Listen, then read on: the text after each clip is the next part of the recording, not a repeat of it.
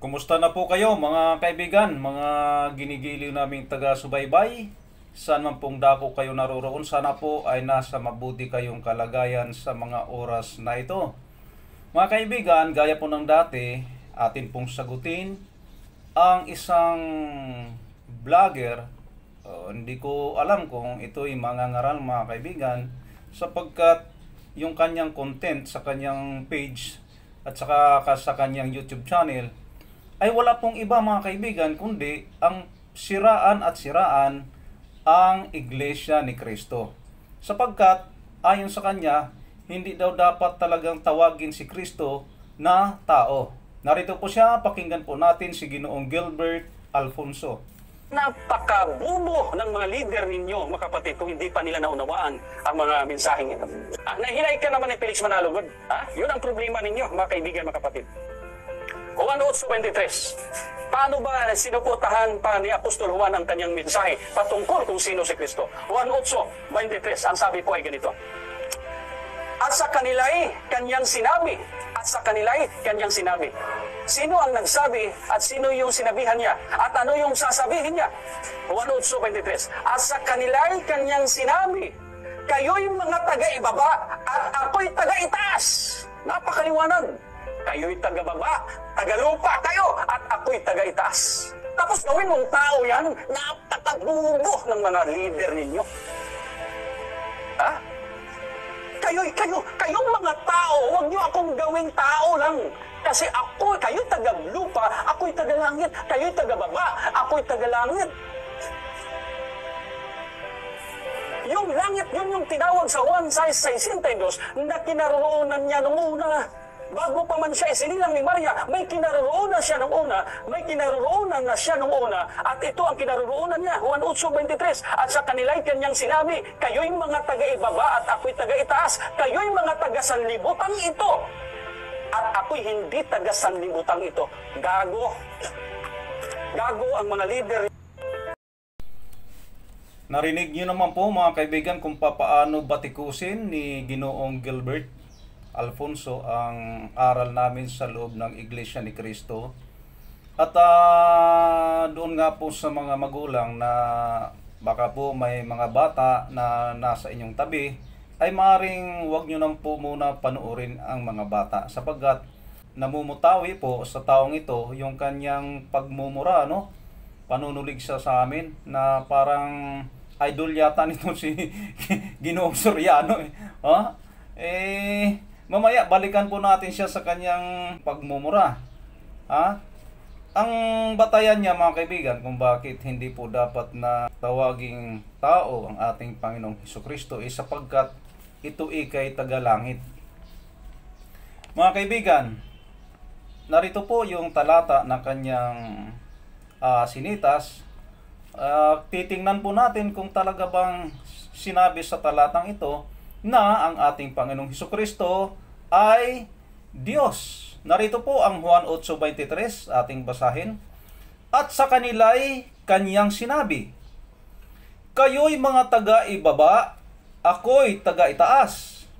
Kayo'y mga taga-sanlibutang ito, ako'y hindi taga-sanlibutang ito. Mga kaibigan, doon po sa talata na kanyang sinitas mga kaibigan, kahit pa pagbalik-baliktarin natin sa pagbasa, wala pong nakalagay roon na sinabi ni Kristo na ako'y Diyos. Ang sinabi ni Kristo dito, siya'y hindi taga-sanglibutan ito. Ang kausap niya ay mga taga-sanglibutan. Wala po ditong nakalagay na sinabi ni Kristo na ako'y Diyos. Kaya ang batayan nitong taong ito ay kanya sarili lamang at kuro-kuro, mga kaibigan. Bakit? Sapagkat hindi lamang po si Kristo ang tagalangit mga kaibigan Naroon din po ang mga anghel. Ibig mong sabihin, ang mga anghel ay Diyos na rin. Bukod sa mga anghel mga kaibigan, sino pa ang tagalangit? Narito po aking babasahin mga kaibigan ang Pilipos 3, talatang 20, na ganito po ang ating matutunghayan. Sapagkat ang ating pagkamamamayan ay nasa langit, na mula roon ay hinihintay naman natin ang tagapagligtas ang Panginoong Hesukristo. Mga kaibigan, bukod ba po sa ating Panginoong Hesukristo at sa mga anghel sa langit, ay ang tagalangit din po yung mga lingkod ng ating Panginoong Diyos, sapagkat hindi rin po sila taga-sanglibutan. Ayon nga po sa talata natin binasa, sapagkat ang ating pagkamamayan ay nasa langit. Kung susundin natin ang argumento ni Ginoong Gilbert Alfonso, mga kaibigan, lalabas na itong mga lingkod ng ating Panginoong Diyos ay Diyos na rin. Hindi sa pinagtawanan natin si Ginoong Alfonso, mga kaibigan, sapagkat talagang parang sasabog sa galit si Ginoong Alfonso doon sa pagmumura niya BO daw talaga yung mga leader namin. Ginoong Gilbert, doon po sa talata na sinitas mo, ay wala pong nakalagay roon na Diyos ang ating Panginoong Hesukristo. At kung susundan naman kita sa yung argumento na kapag sinabing tagalangit ay Diyos na, dadami po ang ating Panginoong Diyos. Magiging milyones po ang Diyos, mga kaibigan, sapagkat maging ang mga anghel ay tagalangit din. Ang mga lingkod ng ating Panginoong Diyos ay Diyos na rin, sapagkat tagalangit din di ba? Dapat, mga kaibigan, sino po ba ang ating paniniwalaan, ang taong ito o ang ating Panginoong Hesukristo? Patungkol po sa kanyang pagkatao, ganito po ang ating mababasa mismong mula po sa bibig ng ating Panginoong Hesukristo. Ang kanyang sinasabi dito po sa Juan 8:40 na ganito po ang ating mababasa. Datapwat, ngayoy pinagsikapan ninyo akong patayin, na taong sa inyo'y nagsaysay ng katotohanan na aking narinig sa Diyos. Ito'y hindi ginawa ni Abraham, mga kaibigan. Mula po sa bibig ng ating Panginoong Hesukristo, siya'y nagpahayag na siya'y tao. Taong nagsasaysay ng katotohanan ng kanyang narinig. Buhat kanino? Sa Diyos.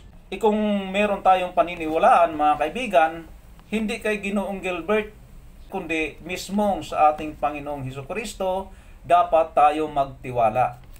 Ang mga taong katulad po ni Ginoong Gilbert Alfonso, mga kaibigan, ay hindi po natin dapat na paniwalaan. Bakit kanyo?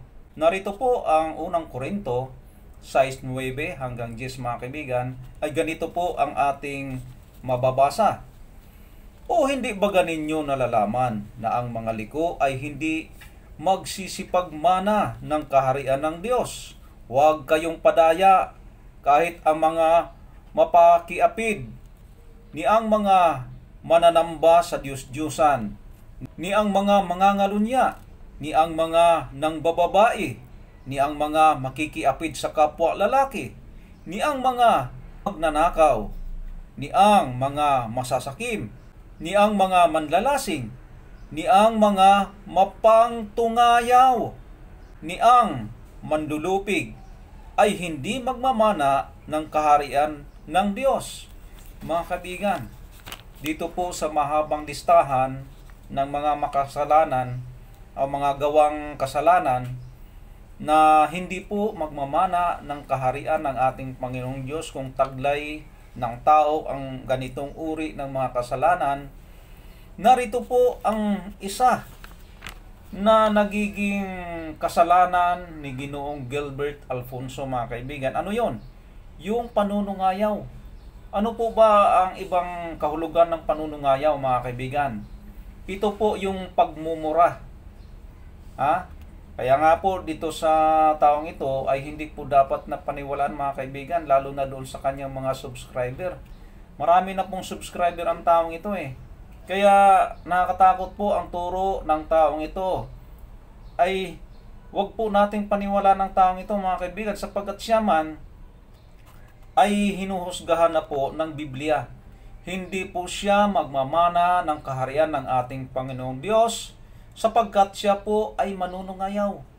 Mga kaibigan, kasama din po siya doon sa mga taong sumasamba sa Diyos-Diyosan, makikiapid ng bababae, nakikiapid sa kapwa lalaki sa lalaki. Yun po yung mga gawain ng mga sanglibutan